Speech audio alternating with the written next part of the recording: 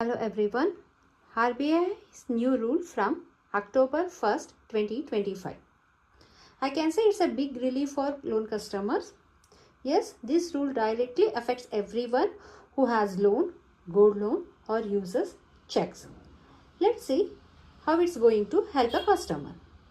If you have taken a loan based on floating rate of interest. Floating rate of interest ಅಂದರೆ ಏನು? ನಿಮ್ಮ interest rate ಜಾಸ್ತಿ ಮತ್ತು ಕಡಿಮೆ ಆಗ್ತಾ ಇರುತ್ತೆ. Depends on RBI repo rate. RBI ಏನಾದರೂ ರೇಪೋ ರೇಟ್ನ ಜಾಸ್ತಿ ಮಾಡಿದ್ರೆ ನಿಮ್ಮ ಇಂಟ್ರೆಸ್ಟ್ ರೇಟ್ ಜಾಸ್ತಿ ಆಗುತ್ತೆ, ಕಡಿಮೆ ಮಾಡಿದ್ರೆ ಅದು ಕಡಿಮೆ ಆಗುತ್ತೆ. ಇದನ್ನು ನಾವು ಫ್ಲೋಟಿಂಗ್ ರೇಟ್ ಅಂತ ಕರಿತೀವಿ. ಮುಂಚೆ RBI ಫ್ಲೋಟಿಂಗ್ ರೇಟಲ್ಲಿ ಏನಾದರೂ ಚೇಂಜಸ್ ಮಾಡ್ತಿದ್ರೆ, ಅಂದರೆ ರೇಪೋ ರೇಟಲ್ಲಿ ಏನಾದರೂ ಚೇಂಜಸ್ ಮಾಡ್ತಿದ್ರೆ ನಿಮಗೆ ಅದರ ಇಂಪ್ಯಾಕ್ಟ್ ಆಗೋಕ್ಕೆ ಕೆಲವು ತಿಂಗಳು ಇಳೀತಿತ್ತು. ಆದರೆ ಈಗ ಹೊಸ ರೂಲ್ಸಿನ ಪ್ರಕಾರ ಅದು ಇಮಿಡಿಯೇಟಾಗಿ ನಿಮಗೆ ಅದರ ಬೆನಿಫಿಟ್ಟು ಸಿಗತ್ತೆ.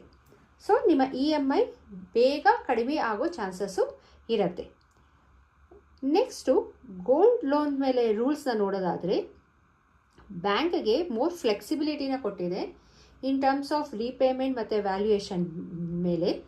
ಇದರಿಂದ ಸ್ಮಾಲ್ ಬಿಸ್ನೆಸ್ ಓನರ್ಸ್ಗೆ, ಅಂದರೆ ಚಿನ್ನನ ಅಡವಿಟ್ಟು ಸಾಲ ತೊಗೋತಿದ್ದೋ ಸ್ಮಾಲ್ ಬಿಸ್ನೆಸ್ ಓನರ್ಸ್ಗೆ ಇದರಿಂದ ತುಂಬ ಉಪಯೋಗ ಆಗುತ್ತೆ. ಹಾಗೆ ಕೆಲವು ಫ್ಯಾಮಿಲಿಗಳಿಗೆ ಯಾರು ಗೋಲ್ಡ್ ಲೋನ್ ಮೇಲೆ ಡಿಪೆಂಡ್ ಆಗಿರ್ತಾರಲ್ಲ ಅವ್ರಿಗೂ ಕೂಡ ಇದರಿಂದ ಉಪಯೋಗ ಆಗತ್ತೆ.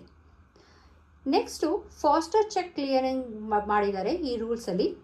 ಅಂದರೆ ನೀವು ಚೆಕ್ ಮೂಲಕ ವ್ಯವಹರಿಸಬೇಕಾದ್ರೆ ಮುಂಚೆ 1 ಅಥವಾ 2 ದಿನ ಕಾಯಬೇಕಾಗಿತ್ತು.